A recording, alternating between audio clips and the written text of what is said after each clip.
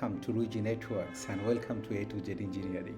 প্রিয় পার্টনার্স, আজকে আমরা দেখব রুইজির ক্লাউড ইউজ করে কিভাবে একটি ডেমো প্রজেক্ট নিয়ে আসতে হয় এবং ডেমো প্রজেক্টের মাধ্যমে কিছু ফিচার আমরা শিখে নিতে পারি before going to the real deployment. তাহলে চলুন আমরা দেখে নিই। Thank you.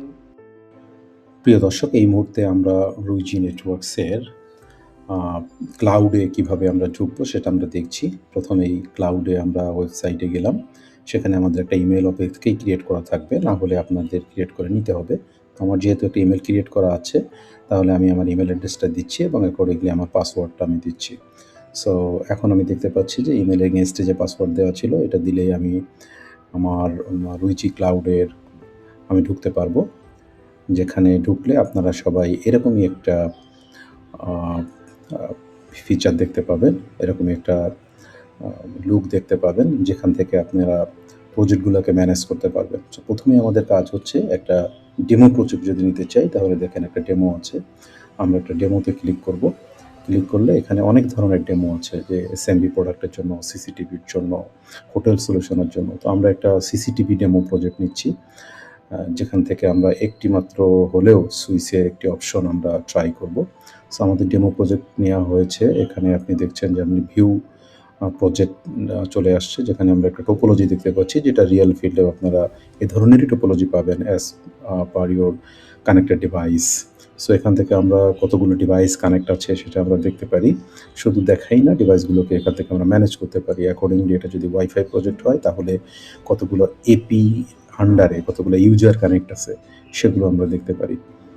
ক্লায়েন্টে গেলে আমরা দেখতে পারতাম যে আসলে কতগুলো ক্লায়েন্ট আমার এপিতে কানেক্টেড আছে এবং ওয়াইফাই 5-এ কতজন, ওয়াইফাই 2.4 গিগাহার্টজে কতজন আছে সবই, বা কোন কোন ডিভাইস ইউজ করছে সেগুলো আমরা এখান থেকে দেখতে পাবো। তো এটা কমপ্লিটলি ফ্রি এমন একটা ক্লাউড সলিউশন রুইজির জন্য। সো পার্টনার, আপনারা অবশ্যই ক্লাউড ট্রাই করবেন। সো এই মুহূর্তে আমরা চলে যাচ্ছি ডিভাইস কনফিগে গিয়ে আমরা আসলে লুপ কীভাবে প্রিভেন্ট করা যায় রুজি সুইচের মাধ্যমে, সেটা আমরা এখন দেখব।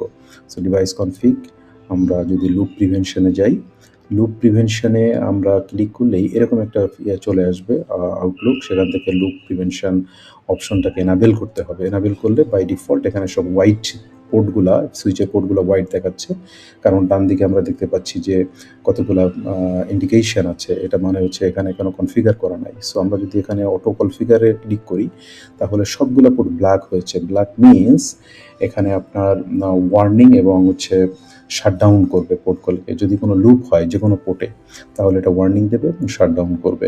সো এটাকে আপনারা ইচ্ছা করলে পোর্টগুলোকে রিকনফিগার করতে পারেন। সেটা আমরা এখনই আমরা দেখবো যে কীভাবে। যে কোনো একটা পোর্টে যদি আমি ক্লিক করি, তাহলে একটা ফিচারটা আসবে রিকনফিগার করার জন্য। এখানে আসছে ডান দিকে নিচে আমরা দেখতে পাচ্ছি যে হ্যান্ডেলিং করবো কীভাবে।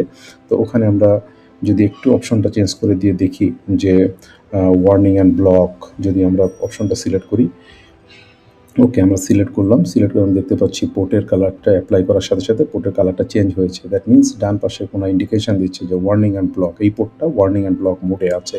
যদি লুপ ডিটেক্ট করে ওয়ার্নিং করবে এবং ব্লক করে দিবে, শাটডাউন করবে না। সো ব্ল্যাক মানে হচ্ছে ওয়ার্নিং করবে এবং শাটডাউন করে দিবে। সো বিভিন্নভাবে আপনি পোর্টগুলোকে কনফিগার করে নিতে পারেন।